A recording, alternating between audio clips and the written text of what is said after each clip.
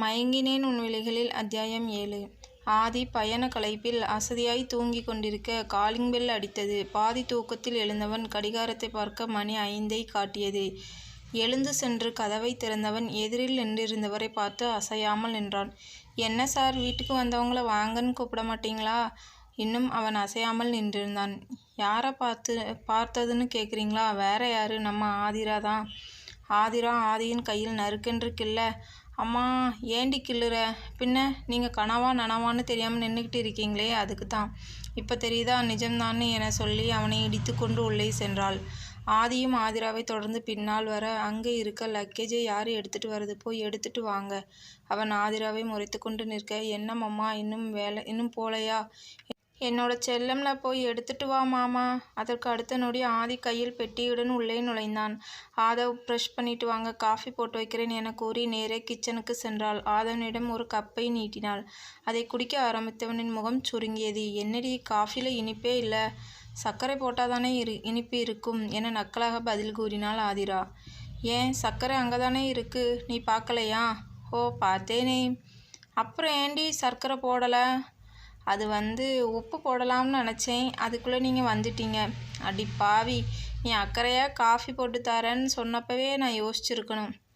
எனக்கு சர்க்கரை இல்லாத காஃபியை கொடுத்ததுக்கு பனிஷ்மெண்ட், நீயும் இந்த காஃபியை குடி என அவளை நோக்கி நகர, ஐயோ ஆதி ப்ளீஸ், நான் சும்மா விளையாட்டுக்கு பண்ணேன், வேணாம்னா சர்க்கரை போட்டு இன்னொரு காஃபி கொடுக்கட்டுமா? அதெல்லாம் முடியாது, இந்த காஃபியை குடிக்கணும், அதான் உனக்கு பனிஷ்மெண்ட். ஆதிரா பின்னே நகர்ந்து கொண்டு செல்ல சுவற்றில் மோதி நகர முடியாமல் நின்றாள்.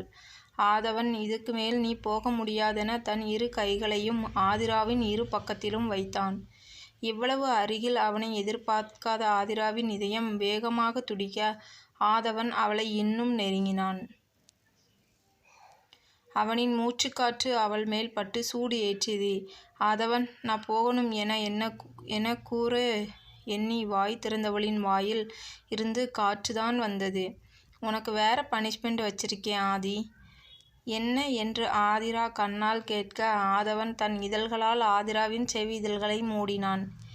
என்னையும் கொஞ்சம் கவனிங்க என கிச்சனில் இருந்து குக்கர் விசிலடிக்க இருவரும் சுய நினைவிற்கு வந்தனர். ஆதவன் ஒன்றும் நடவாதது போல் குளிக்க செல்ல ஆதிரா தன் வெட்கத்தை மறைக்க பெரும்பாடு பட்டு கொண்டிருந்தாள். அவன் குளித்து முடித்து வர ஆதிரா சமையலை முடித்துவிட்டு இருவரும் கதிரவனை பார்க்க கிளம்பினர். ஆதவன் தன் வண்டியை கிளப்பி கொண்டு நின்றிருக்க ஆதிரா தயக்கமாய், நான் ஆட்டோவில் வந்துடுறேன்.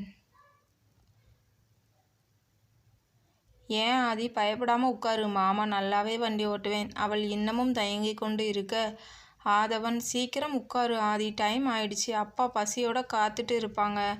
ஆதவன் தான் ஏறாமல் கிளம்ப மாட்டான் என தெரிய ஆதிரா ஏறினாள். ஆதவனும் ஆதிராவும் ஹாஸ்பிட்டல் உள்ளே இருவரும் ஒன்றாய் நுழைய கதிரவனும் வள்ளியும் முகத்தில் புன்னகையுடன் இருவரையும் வரவேற்றனர். பின்னர் இருவரும் சிறிது நேரம் பேசிவிட்டு கிளம்ப மறுபடியும் ஆதிரா வண்டியில் ஏற தயங்க ஆதவன், ஆதிரா, உனக்கு இப்போ என்னதான் பிரச்சனை? உனக்கு என்ன என் கூட வர பிடிக்கலையாம்?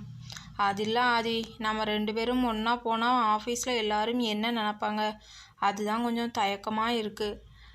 ஆதிரா, என்னைக்கு இருந்தாலும் நம்ம விஷயம் தெரியதான் போகுது. அதுவும் இல்லாமல் நீ ஏன் மற்றவங்களுக்காக பயப்படுற?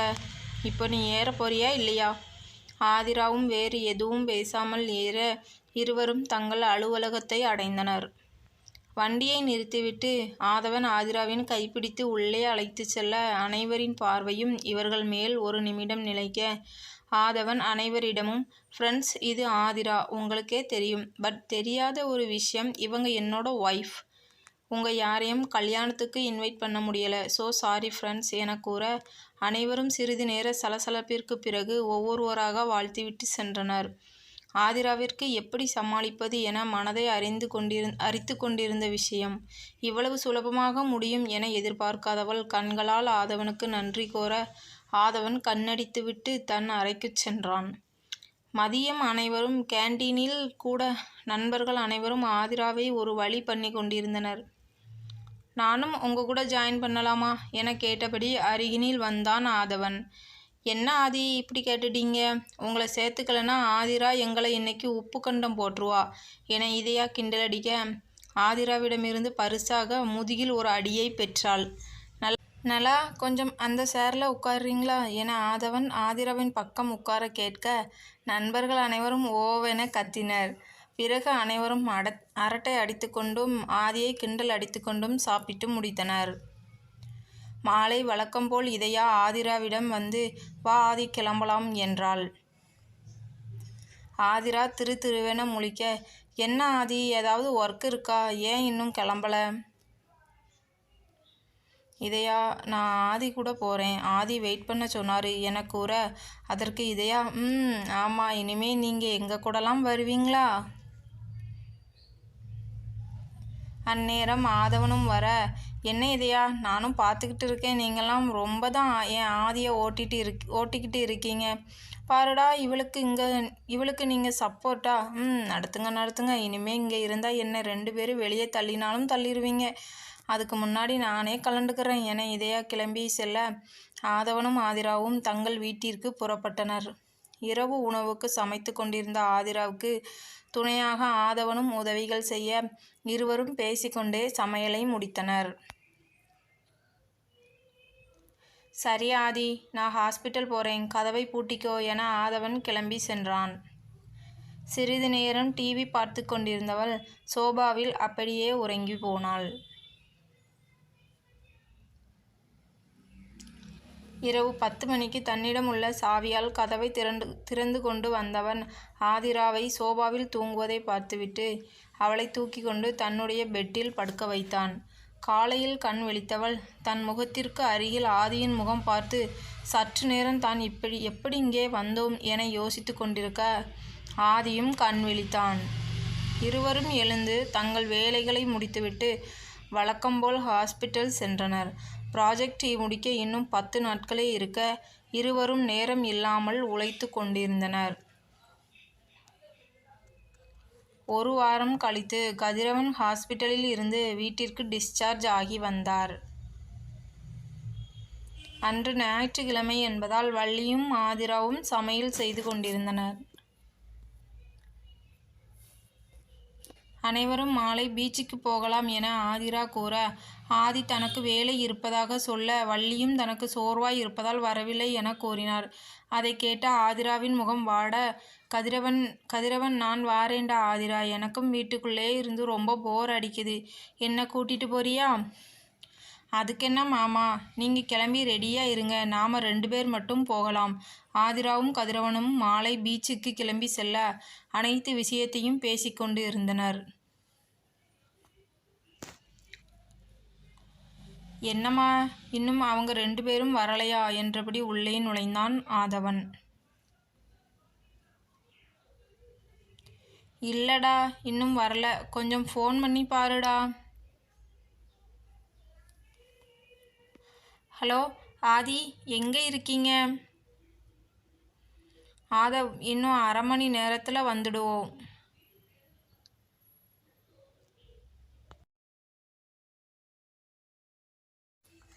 மாமா, ஒரு ஐஸ்கிரீம் சாப்பிட்லாமா? வேண்டாம் ஆதிமா, நாளைக்கு சாப்பிட்லாம், இப்போ ரொம்ப நேரம் ஆச்சு என கதிரவன் கூற, ஆதிரா, மாமா நீங்கள் இப்போ எனக்கு ஐஸ்கிரீம் வாங்கி கொடுத்தீங்கன்னா நாளைக்கு உங்களுக்கு பிடிச்ச பாயாசம் பண்ணித்தாரேன் என தாஜா செய்து 2 ஐஸ்கிரீம் சாப்பிட்டாள். இருவரும் வீடு வந்து சேர்ந்தனர். நள்ளிரவில் ஆதிரா முணங்க ஆதவன் என்னவென்று பார்க்க ஆதிராவின் உடம்பு சூடாக இருந்தது. அவளை எழுப்பி ஒரு பாராசிட்டமல் கொடுத்தான். பின் 1/2 மணி நேரத்தில் ஆதிரா தூங்கிவிட ஆதவனும் கண் அயர்ந்தான். உடம்பு அசதியாய் இருக்க காலை 7 மணிக்கு எழுந்தவள் அறக்க பறக்க கிளம்பினாள். நல்ல வேலை தப்பிச்சோம், 2 ஐஸ்கிரீம் சாப்பிட்டது ஒன்றும் பண்ணல என எண்ணிக்கொண்டு தன் சாப்பாட்டை முடித்தவள் ஆதியுடன் கிளம்பினாள். அலுவலகம் முடித்து வந்தவள், மாமா போலாமா என்றபடி உள்ளே நுழைந்தாள் ஆதிரா.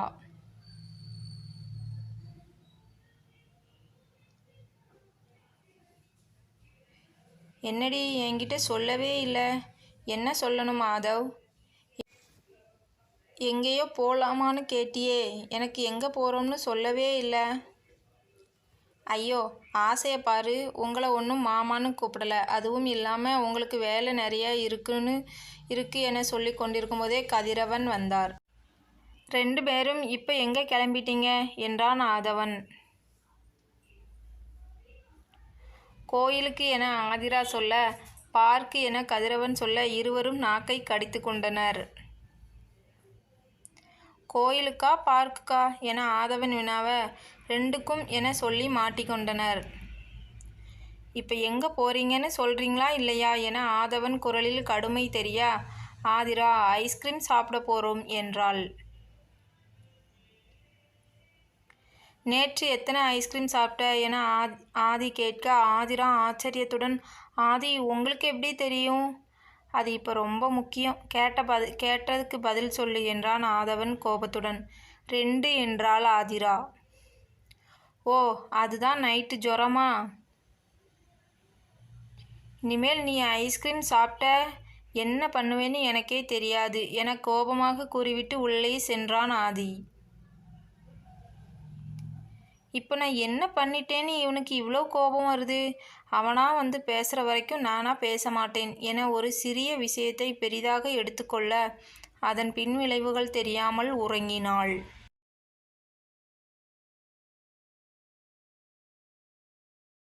மறுநாள் கதிரவனும் வள்ளியும் ஊருக்கு கிளம்பினர்.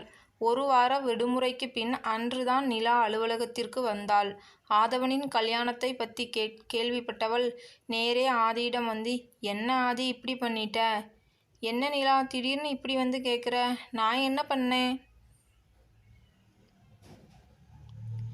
ஏன் உனக்கு கல்யாணம் ஆனதை என்கிட்ட சொல்லலை? உன்கிட்ட சொல்லக்கூடாதுன்னு இல்லை நிலா. எங்கள் 2 பேருக்குமே இந்த மேரேஜில் விருப்பம் இல்லை. பட் இப்போ 2 பேருமே லவ் பண்ணுறோம். ஆதிரா தன்னுடைய ரிப்போர்ட்டை எடுத்துக்கொண்டு உள்ளே வர இருவரின் பேச்சும் தடைபெற்றது. நிலா, கங்க்ராட்ஸ் ஆதி. எப்படியோ ஆதியை மயக்கிட்ட என்றால் சிரித்துக்கொண்டே. அவளின் பேச்சில் ஏதோ ஏமாற்றம் இருப்பதாக தோன்றியது ஆதிராவிற்கு.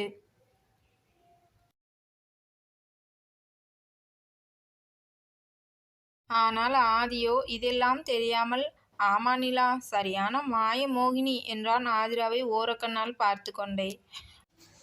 ஆதிரா பதிலேதும் கூறாமல் ஆதவனை முறைத்து கொண்டு இருக்க ஏதோ இருவருக்குள்ளும் சண்டையென நிலா ஊகித்தாள். நிலாவின் எண்ணப்படியே ஆதியும் ஆதிராவும் சரியாக பேசிக்கொள்ளவில்லை. நிலாவும் அந்த வாய்ப்பை தனக்கு சாதகப்படுத்த எண்ணி ஆதிராவை காணச் சென்றாள்.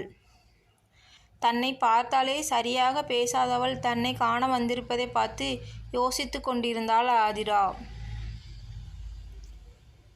என்ன ஆதிரா, உனக்கும் ஆதிக்கும் ஏதாவது சண்டையா? ஆதிரா குழப்பத்துடன் நிலாவை பார்க்க, எனக்கு எப்படி தெரியும்னு யோசிக்கிறியா? ஆதிதான் சொன்னான்.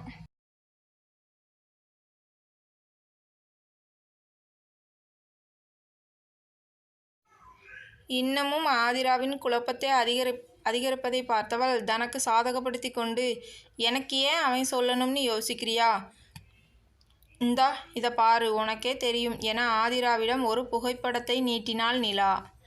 அதை பார்த்த ஆதிராவின் கண்கள் கோபம், ஏமாற்றம், வலி என வெவ்வேறு உணர்வுகளை காட்டியது. இதை பார்த்த நிலா தன் திட்டம் வெற்றியடைந்ததை நினைத்து சிரித்து கொண்டாள். இதில் இருக்கிறது யாருன்னு தெரியுதா? ஆதவன்தான். நானும் ஆதவனும் காலேஜ் படிக்கும்போது எடுத்துக்கிட்டது. எனக்கு ஃபோட்டோஸ் எடுக்கிறதே பிடிக்காது. பட் ஆதவன் தான் என்னை தினமும் பார்த்துக்கிட்டு இருக்கணும்னு ரொம்ப கெஞ்சினான்.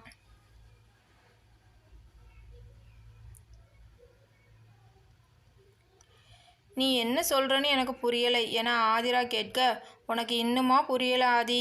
என்னை காலேஜ் படிக்கும்போது லவ் பண்ணனா. ஆனால் எனக்கு அவன் மேலே அப்படி ஒரு எண்ணமே இல்லை. நானும் பெங்களூர் போயிட்டேன். பட் இப்போ மிஸ் பண்ணிட்டேன்னு தோணுது.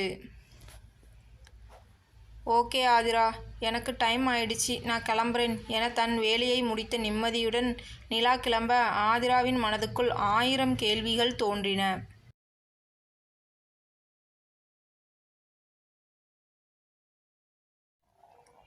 அவள் தலையை பிடித்து கொண்டு உட்கார்ந்திருக்க ஆதவன் அவள் அருகே வந்து, ஆதி, கிளம்பலாமா என்றான். அவனின் முகத்தை பார்க்காமல், எனக்கு வெளியே கொஞ்சம் வேலை இருக்கு, நீங்க கிளம்புங்க என்றாள் ஆதிரா.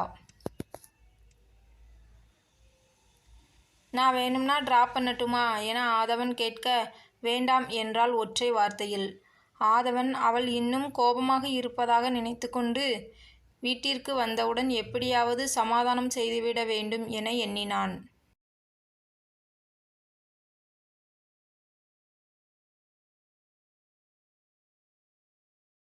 ஆதிரா வெகுநேரம் ஆபீஸில் உட்கார்ந்திருந்தாள். பிறகு எங்கே போவது என தெரியாமல் அருகே இருந்த கோவிலுக்கு சென்றாள். அங்கேயே உட்கார்ந்து இருந்தாள். ஆதவனிடம் இருந்து அழைப்பு வர ஆதிரா அட்டன் செய்தாள். எங்கடி இருக்க? டைம் என்னாச்சுன்னு தெரியுமா?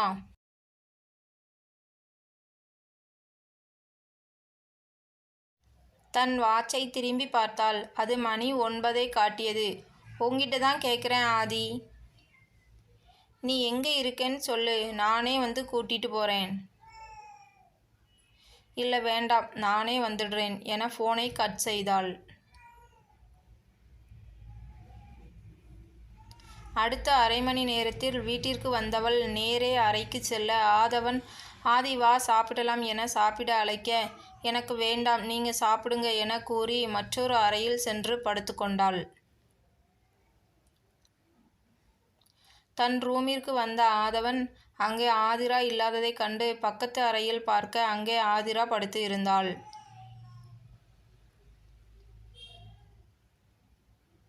என்ன ஆதி, இங்கே படுத்திருக்க, வா நம்ம ரூமிற்கு போகலாம் என அழைக்க ஆதிராவிடமிருந்து பதில் இல்லாமல் போக அவள் கண்மூடி இருந்ததை பார்த்து தூங்கிவிட்டதாய் நினைத்து வெளியே சென்றான்.